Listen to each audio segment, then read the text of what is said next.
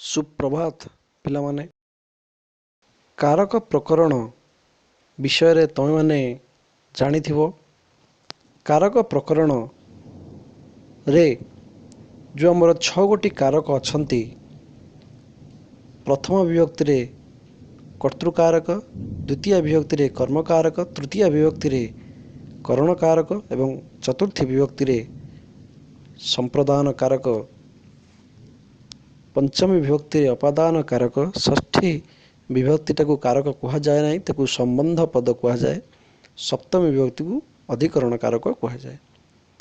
तेबे यही 6 गोटी कारक मध्यरु आमे आज चतुर्थी विभक्ति अर्थात संप्रदान कारक विषय रे आलोचना करिबा। संप्रदान कारक बा चतुर्थी विभक्ति क्यों क्यों जगार चतुर्थी विभक्ति हुए तार आंशिक तुम स्क्रीन उपर देखिपरुथबो। संप्रदान जगार चतुर्थी विभक्ति होता है, रुच धातु स्वद धातु जोगरे चतुर्थी विभक्ति होता है, दान अर्थरे चतुर्थी विभक्ति होता है, क्रुद्ध धातु जोगे चतुर्थी विभक्ति होता है, कूप धातु रागिबा क्रोध करिबा इति जोगरे चतुर्थी विभक्ति होता है, द्रुह ईर्ष्या आदि जोगरे चतुर्थी विभक्ति होता है। सेहीपरि असूया स्पृह नमः स्वस्ति स्वाहा इत्यादि शब्द जोगरे चतुर्थी विभक्ति होता है। तेबे परवर्ती पर्याय वर्तमान आमे देखिबा चतुर्थी विभक्ति यही जो नियम गुड़ी को सूत्र गुड़ी को आमे गोटी गोटी करके जानिबा बुझिबा को चेष्टा करिबा। पिला माने फल की स्क्रीन ऊपर तुम जहाँ देखुच ताकू ध्यानपूर्वक देख और बुझापी चेष्टा कर। संप्रदान कारक बा चतुर्थी विभक्ति। संप्रदान इति शब्दटी को जदि आमे भांगिबा तेबे सिटी भल कि लिखाई सम उपसर्ग प्लस प्र उपसर्ग प्लस दान, संप्रदान अर्थात सम्यक बा संपूर्ण भावरे दान करिबा को संप्रदान कारक कहा जाए। तेबे ये जो संप्रदान कारकर प्रथम नियम संप्रदान चतुर्थी, क्योंठे संप्रदान चतुर्थी हुए ना कर्ता जो व्यक्ति को दान करने को बा जो व्यक्ति को खुशी करने को इच्छा करे से संप्रदान कारक होता है। तेणु यही संप्रदान ठारे चतुर्थी विभक्ति होता है, ताकू संप्रदान चतुर्थी कहा जाए। एठी उदाहरण दीटा देवी। धनिक दरिद्राय धनम ददाति, इटी धनिक दरिद्र को देवा को इच्छा करुछि, तेणु एठार संप्रदान किए दरिद्र, तेणु दरिद्र एठार चतुर्थी व्यक्ति है। सेहीपरि राजा विप्राय वस्त्रम ददाति, राजा ब्राह्मण को वस्त्र देउछंती, तेणु ये विप्र चतुर्थी विभक्ति बा संप्रदान, तेणु विप्रटा चतुर्थी। से भाई आउ गोटे कही मुझे कौन कर्ता जहाँ को खुशी करने को इच्छा करे। देखिए चतुर्थ उदाहरण माता पुत्राय चंद्रम दर्शायते, माता पुत्र को चंद्र देखा। तेबे ये माँ चंद्र देखा अर्थरे ये से कौन करने चाहूँगी, पुओ को खुशी करने चाहूँगी, तेणु पुत्र है संप्रदान संज्ञा, तेणु ये पुत्रटार चतुर्थी व्यक्ति हुए बुझीगला। तापर देखिए रुच और स्वद धातु जोगे चतुर्थी, रुचि अर्थक बा रुच और स्वद अर्थात कौन भल लगे स्वाद लगे इत्यादि धातु जोगरे जहाँ को रुचे बा जहाँ को भल लगे सेठारे चतुर्थी व्यक्ति होता है। अर्थात शिशवे क्रीड़ा रोचते, ये शिशु शब्दर चतुर्थी व्यक्ति एक वचन शिशवे, शिशु को क्रीड़ा भल लगे। से बानराय फलानी स्वदंते, ये क्या भल लगे, बानर को बा मांकड़ को भल लगे, तेणु बानर ठारे चतुर्थी व्यक्ति होइछि। मह्यम मिष्टान्नम स्वदते, मते मिठा भल लगे, क्या मिठा भल लगे मते, तेणु मोठारे चतुर्थी व्यक्ति मह्यम है। सेहीपरि तृतीय नियम धार धातु जोगे चतुर्थी, धार धातुर प्रयोग जहाँ ठारू धार करा जाए सेठारे चतुर्थी व्यक्ति होता है। ଯାହାଠାରୁ ଧାର କରାଯାଏ ସେ ହେଉଛି ଋଣ ଦାତା। ତେଣୁ ମନେ ରଖିଥାଅ ଋଣ ଦାତା ଠାରେ ସବୁବେଳେ ଚତୁର୍ଥୀ ବିଭକ୍ତି ହୋଇଥାଏ। ଯେମିତିକି ରାମ ଶ୍ୟାମାୟ ଶତମ୍ ଧାରୟତି। ରାମ ଏଠାରେ ଧାର କରୁଛି କାହାଠାରୁ? ଶ୍ୟାମ ଠାରୁ। ତେଣୁ ଶ୍ୟାମ ହେଉଛି ଏଠାରେ କ'ଣ? ଋଣ ଦାତା। ତେଣୁ ଶ୍ୟାମ ଠାରେ ହେଲା ଚତୁର୍ଥୀ ବିଭକ୍ତି। ସେବେଳେ ସହ ମହ୍ୟମ ଶତମ୍ ଧାରୟତି। ସେ ମୋ ଠାରୁ 100 ଟଙ୍କା ଧାର କରୁଛି। ତେଣୁ ମୁଁ ହେଲି ଏଠାରେ ଋଣଦାତା। ତେଣୁ ମୋ ପାଇଁ ମହ୍ୟମ ଶବ୍ଦର ପ୍ରୟୋଗ ହେଇଛି। ଚତୁର୍ଥୀ ବିଭକ୍ତି ହୋଇଛି ମହ୍ୟମ। ସେ ଅହମ କସ୍ମୈ ନ ଧାରୟାମି। ମୁଁ କାହାଠାରୁ ଧାର କରୁନାହିଁ। ତେଣୁ ଏଠି କସ୍ମୈ ଚତୁର୍ଥୀ ବିଭକ୍ତି ହେଲା। ଠିକ୍ ଅଛି। ତାପରେ ଚତୁର୍ଥକୁ ଦେଖିବା। ଚତୁର୍ଥ ନିୟମ କ୍ରୁଧ କୁପ୍। କ୍ରୁଧ କୁପ୍ ଯାହାର ଅର୍ଥ ହେଲା ରାଗିବା। ସେପରି ଆଉ ଗୋଟେ ହେଲା ଦ୍ରୁହ ଯାହାର ଅର୍ଥ ହେଲା ହିଂସା ବା ଅପକାର କରିବା। ସେଭଳିଆ ଇର୍ଷ ମାନେ ସହି ନ ପାରିବା ବା ଈର୍ଷ୍ୟା କରିବା। ଅସୂୟା କାହାର ଗୁଣକୁ ଦେଖି ସହି ନ ପାରିବା, ତାକୁ ଦୋଷ ଦୃଷ୍ଟିରେ ଦେଖିବା। ଏଇ ଧାତୁ ଗୁଡ଼ିକ ମନେ ରଖିଥାଏ। କ୍ରୁଧ କୁପ୍ ବା ରାଗିବା, ଦ୍ରୁହ ହିଂସା ଅପକାର କରିବା, ଇର୍ଷ ସହି ନ ପାରିବା, ଅସୂୟ କାହାର ଗୁଣକୁ ଦେଖି ଦୋଷ ଦୃଷ୍ଟିରେ ଦେଖିବା ଇତ୍ୟାଦି ଧାତୁ ଗୁଡ଼ିକ ଯୋଗରେ ଯାହାକୁ କ୍ରୋଧ ଆଦି କରାଯାଏ ସେଠାରେ ଚତୁର୍ଥୀ ବିଭକ୍ତି ହୋଇଥାଏ। ଯେମିତିକି ଗୁରୁଃ ଶିଷ୍ୟାୟ ନ କ୍ରୁଧ୍ୟତି ବା ନ କୁପ୍ୟତି। ଏଠି ଗୁରୁ ଶିଷ୍ୟକୁ ରାଗୁନାହାନ୍ତି ବା କ୍ରୋଧ କରୁନାହାନ୍ତି। ତେଣୁ ଏଠି କ୍ରୋଧ କରିବା ଯାହାକୁ କ୍ରୋଧ କରାଯାଏ, ଏଠି ଗୁରୁ କାହାକୁ କ୍ରୋଧ କରୁଛନ୍ତି? ଶିଷ୍ୟକୁ। ତେଣୁ ଶିଷ୍ୟଟା ଚତୁର୍ଥୀ ବିଭକ୍ତି ହେଲା। ସେଭଳି ଦୁଷ୍ଟ ଶିଷ୍ଟାୟ ଦୁହ୍ୟତି। ଦୁଷ୍ଟ ଭଲ ଲୋକକୁ ସହିପାରେ ନାହିଁ, ତାର ଅପକାର କରିବା ପାଇଁ ଇଚ୍ଛା କରେ। ତେଣୁ ଶିଷ୍ଟଠାରେ ଚତୁର୍ଥୀ ବିଭକ୍ତି। ସହ ମହ୍ୟମ ଈର୍ଷ୍ୟତି। ସେ ମୋତେ ଈର୍ଷା କରୁଛନ୍ତି। ତେଣୁ ମୋଠାରେ ଚତୁର୍ଥୀ ବିଭକ୍ତି। କିନ୍ତୁ ମନେ ରଖିଥାଅ ବିଶେଷ ରୂପରେ ଧ୍ୟାନ ଦିଅ। କିନ୍ତୁ କ୍ରୁଧ ଓ ଦ୍ରୋହ ଧାତୁ ଉପସର୍ଗ ଯୁକ୍ତ ହେଲେ ଯାହାକୁ କ୍ରୋଧ ଆଦି କରାଯାଏ ସେଠାରେ ଚତୁର୍ଥୀ ନ ହୋଇ ଦ୍ୱିତୀୟ ବିଭକ୍ତି ପ୍ରୟୋଗ ହୋଇଥାଏ।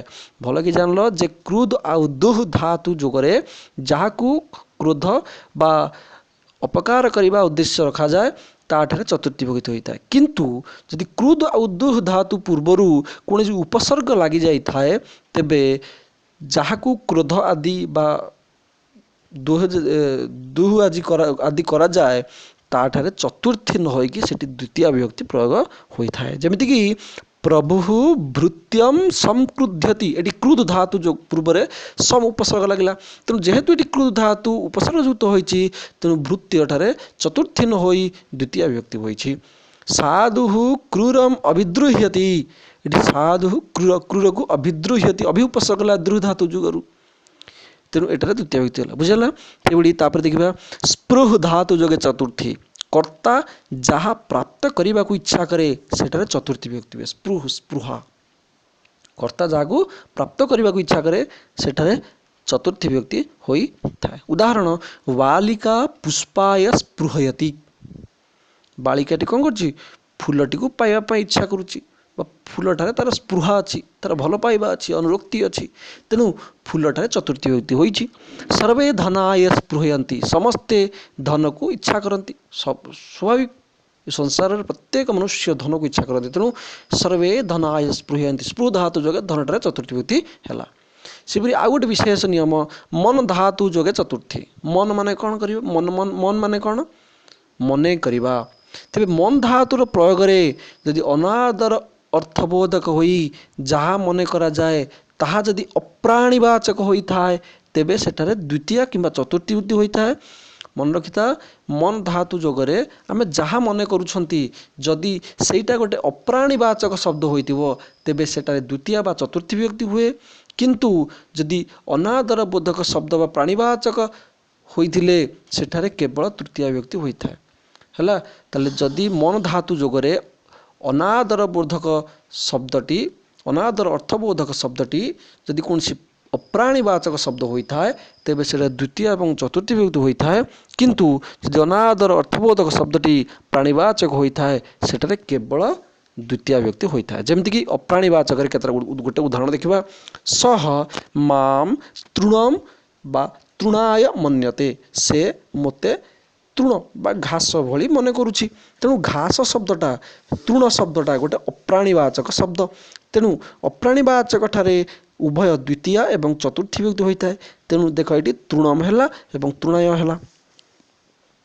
ପ୍ରାଣୀବାଚକ ଶବ୍ଦରେ ଦେଖିବା ସହ ମାମ୍ କାକମ ମନ୍ୟତେ, ଏଠି ସେ ମୋତେ କାଉ ବୋଲି ମନେ କରୁଛି। ଏଠି କାକମ ଶବ୍ଦଟା ବୋଲ୍ଡ ଅକ୍ଷରରେ ଲେଖା ହେଇଛି। ତେବେ କାଉ ଶବ୍ଦଟା ହେଲା ଗୋଟେ ପ୍ରାଣୀବାଚକ ଶବ୍ଦ। ତେଣୁ ଏବଂ କାକଟା କାହାକୁ ଜଣେ ଅନାଦର ଅର୍ଥବୋଧକ ଶବ୍ଦ। ତେଣୁ ଏଠି କାଉ ଶବ୍ଦରେ କେବଳ ଦ୍ୱିତୀୟ ବ୍ୟକ୍ତି ହେଲା। ବୁଝିଗଲା। ତାପରେ 7ମ ନମ୍ବର ଦେଖିବା ପ୍ରତି ବା ଆ ଉପସର୍ଗ ଯୁକ୍ତ ହୋଇ ଶ୍ରୁ ଧାତୁ ଯୋଗେ ଚତୁର୍ଥୀ। ଯେମିତିକି ଶ୍ରୁ ଧାତୁ ପୂର୍ବରୁ ପ୍ରତି ଓ ଆ ଉପସର୍ଗ ଯୁକ୍ତ ହୋଇଥିଲେ କ୍ରିୟାପଦରେ କ'ଣ ହୁଏ? ପ୍ରତିଶୃଣତି ବା ଆଶୃଣତି। ପ୍ରତିଶ୍ରୁତି ଦେବା ଅର୍ଥରେ ପ୍ରୟୋଗ ହେଲେ ଯାହାକୁ ପ୍ରତିଶ୍ରୁତି ଦିଆଯାଏ ସେଠାରେ ଚତୁର୍ଥୀ ବିଭକ୍ତି ପ୍ରୟୋଗ ହୋଇଥାଏ। ତେବେ ଏଇ ଯେଉଁ ଶ୍ରୁ ଧାତୁ ପୂର୍ବରୁ ଯଦି ପ୍ରତି ଏବଂ ଆ ଉପସର୍ଗ ପ୍ରୟୋଗ ହୁଏ ତେବେ ତାହା କିପରି ହୋଇଥାଏ? ପ୍ରତିଶୃଣତି ବା ଆଶୃଣତି। ତେବେ ପ୍ରତିଶୃଣତି ଆଶୃଣତି କେଉଁ ଅର୍ଥରେ ପ୍ରୟୋଗ ହୁଏ? ନା ଜଣକୁ ପ୍ରତିଶ୍ରୁତି ଦେବା ଅର୍ଥରେ। ତେବେ ସେଇଟା ଯାହାକୁ ପ୍ରତିଶ୍ରୁତି ଦିଆଯାଏ ତା ଜାଗାରେ ଚତୁର୍ଥୀ। ଦେଖିବା ପିତା ପୁତ୍ରାୟ କ୍ରୀଡ଼ନକମ୍ ପ୍ରତିଶୃଣତି। ପିତା ପୁତ୍ରକୁ କ'ଣ କରୁଛି? ଖେଳନା ପାଇଁ ପ୍ରତିଶ୍ରୁତି ଦେଉଛି, ଖେଳନା ଆଣିଦେବା ପାଇଁ ପ୍ରତିଶ୍ରୁତି ଦେଉଛନ୍ତି। ତେଣୁ ପୁତ୍ରକୁ ଯେହେତୁ ସେ ପ୍ରତିଶ୍ରୁତି ଦେଉଛନ୍ତି ତେଣୁ ପୁତ୍ରଠାରେ ଚତୁର୍ଥୀ ବିଭକ୍ତି ହେଲା। ରାଜା ବ୍ରାହ୍ମଣାୟ ଧନମ୍ ଆଶୃଣୋତି। ରାଜା ବ୍ରାହ୍ମଣକୁ ଧନ ଦେବା ପାଇଁ ପ୍ରତିଶ୍ରୁତି ଦେଉଛନ୍ତି। ତେଣୁ ବ୍ରାହ୍ମଣକୁ ଯେହେତୁ ପ୍ରତିଶ୍ରୁତି ଦିଆଯାଉଛି ତେଣୁ ବ୍ରାହ୍ମଣଠାରେ ହେଲା ଚତୁର୍ଥୀ ବିଭକ୍ତି। ତାପରେ 8ମ ନିୟମଟାକୁ ଦେଖିବା ନିମିତ୍ତାର୍ଥେ ଚତୁର୍ଥୀ। ନିମିତ୍ତାର୍ଥେ ତମେ ତା ନାଁରୁ ବୁଝିପାରୁଥିବ ଯାହା ନିମନ୍ତେ କୌଣସି ବ୍ୟକ୍ତି ବା ବସ୍ତୁ ଉଦ୍ଦିଷ୍ଟ ହୋଇଥିବ ସେହି ନିମିତ୍ତ ଶବ୍ଦଠାରେ ଚତୁର୍ଥୀ ବିଭକ୍ତି ହୋଇ ତାହାକୁ ନିମିତ୍ତାର୍ଥେ ଚତୁର୍ଥୀ କୁହାଯାଏ। ଉଦାହରଣ ଧର୍ମାୟ ପତ୍ନୀ। ଧର୍ମ ପାଇଁ ଏଠି କ'ଣ ଆବଶ୍ୟକ? ପତ୍ନୀର ଆବଶ୍ୟକତା ଅଛି। ତାପରେ ବସ୍ତ୍ରାୟ ସୂତ୍ରମ୍। ବସ୍ତ୍ର ପାଇଁ ସୂତା। ସୂତା ନହେଲେ ବସ୍ତ୍ର କ'ଣ ହେଇପାରିବ ନାହିଁ। ତେଣୁ ବସ୍ତ୍ର କରିବା ନିମିତ୍ତ ସୂତ୍ରର ଆବଶ୍ୟକତା ଅଛି। ହାରାୟ ସୁବର୍ଣ୍ଣମ୍। ହାର କରିବା ପାଇଁ ସୁବର୍ଣ୍ଣ ବା ସୁନାର ଆବଶ୍ୟକତା ଅଛି। ସେଭଳିଆ ଗୋପାଳ ପଠନାୟ ବିଦ୍ୟାଳୟ ଗଚ୍ଛତି। ଗୋପାଳ ପଢ଼ିବା ପାଇଁ ବିଦ୍ୟାଳୟକୁ ଯାଉଛି। ତ ଏଇ କ୍ରମରେ ଦେଖ ନିମିତ୍ତାର୍ଥେ ଚତୁର୍ଥୀ ପ୍ରୟୋଗ ହୋଇଛି। ତାପରେ ଅଛି ନିବାରଣାର୍ଥେ ଚତୁର୍ଥୀ। ନିବାରଣାର୍ଥେ ଚତୁର୍ଥୀ। ନିବାରଣାର୍ଥେ ଚତୁର୍ଥୀ କେମିତି?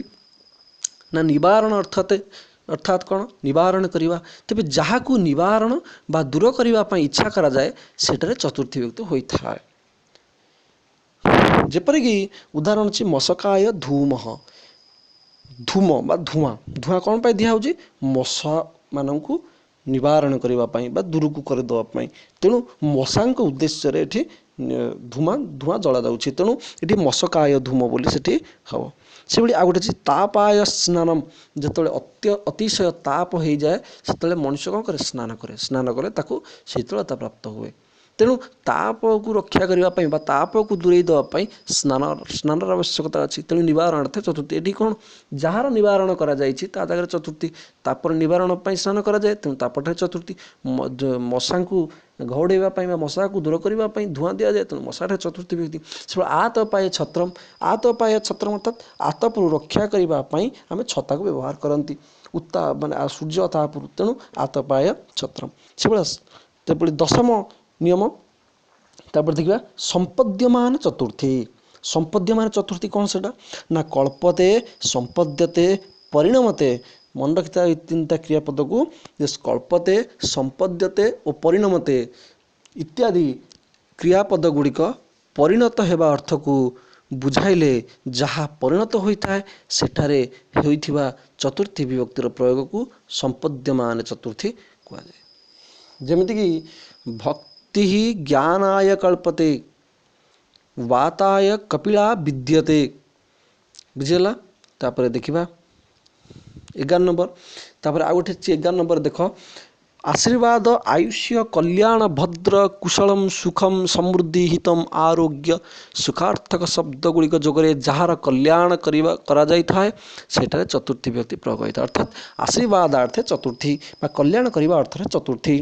ଯଦି ଆମେ କାହାକୁ କଲ୍ୟାଣ କରୁଛନ୍ତି ତେବେ ଯାହାକୁ କଲ୍ୟାଣ କରାଯାଏ ତା ଜାଗାରେ ଚତୁର୍ଥୀ। ଦେଖ ଉଦାହରଣ ସ୍ୱରୂପ ତୁଭ୍ୟମ୍ କୁଶଳମ୍ ଭବତୁ। ଏଠି ତୁଭ୍ୟମ୍ ଚତୁର୍ଥୀ ବିଭକ୍ତି କାହିଁକି ହେଲା? ନା କୁଶଳମ୍ ଶବ୍ଦଟା ଗୋଟେ ଆଶୀର୍ବାଦାତ୍ମକ ଶବ୍ଦ।